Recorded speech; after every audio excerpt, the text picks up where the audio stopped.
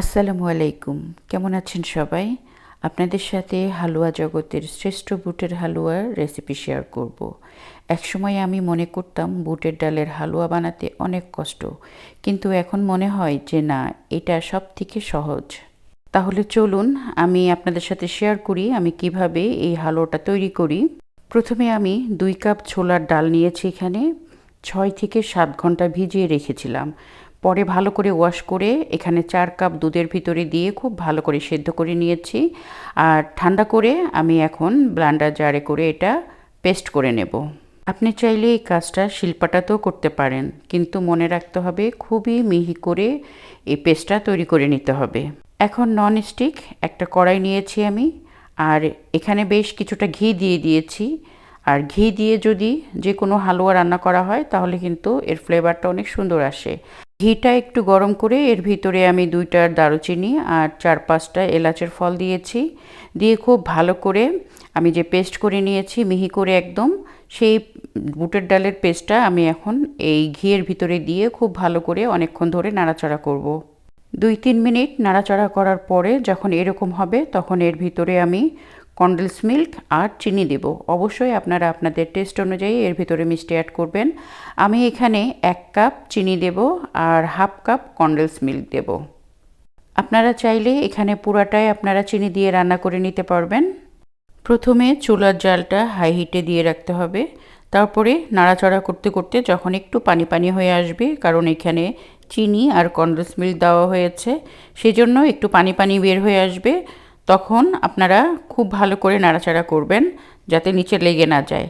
আর এখানে আমি সামান্য একটুখানি ফুড কালার দিয়েছি। আপনারা এখানে আপনাদের পছন্দ মতো ইয়েলো, অরেঞ্জ যে কোনো একটা ফুড কালার দিয়ে নেবেন। তাহলে এই হালুয়াটা যখন আমরা রান্না করা শেষ করে এটাকে আমরা ডিজাইন করব, দেখতে খুব সুন্দর লাগবে। আর সব শেষে আমি এখানে গুঁড়া দুধ দেব। গুঁড়া দুধ দিলে কি হবে, এই যে আঠালো ভাবটা আর একটু বেশি হবে আর খুব তাড়াতাড়ি জিনিসটা ড্রাই হয়ে আসবে। সেজন্য আমি এখানে শেষে 1/2 কাপের মতো গুঁড়া দুধ দিয়ে ভালো করে নাড়াচাড়া করে মিশিয়ে নেব। তারপরে নামানোর আগ দিয়ে আমি এখানে 1 থেকে 1.5 চামচের মতো ঘি দেব। আর নামানোর আগ দিয়ে যদি ঘিটা দেওয়া হয় তাহলে এটার একটা সুন্দর ফ্লেভার আসবে আর খেতেও কিন্তু খুব ভালো লাগবে। আর আপনারা দেখেই হয়তো বুঝতে পারছেন আমার কিন্তু বুটের ডালের হালুয়াটা অলরেডি হয়ে গিয়েছে। কড়াইতে কিন্তু একটু লেগে নেই, আমি নাড়াচাড়া করছি, একদম উঠে চলে আসছে। আমি এখানে 1/2 কাপ গুঁড়া দুধ দিয়েছি, একবারে দিইনি, 2বারে আমি গুঁড়া দুধটা ইউজ করলাম। আর এখানে সুন্দর একটা ফ্লেভারের জন্য কিন্তু আপনারা গোলাপ জলও ব্যবহার করতে পারেন অথবা এলাচির গুঁড়াটাও ব্যবহার করতে পারেন। যেহেতু আমি আস্ত এলাচি দিয়েছিলাম, সেটা কিন্তু অলরেডি আমি যখন এটা বাটিতে নিয়ে নেব ওটা উঠিয়ে ফেলবো। এই যে আমি যেই বাটিতে সুন্দর করে এটা রাখবো সেই বাটিটা একটু আমি ব্রাশ করে নিচ্ছি ঘি দিয়ে।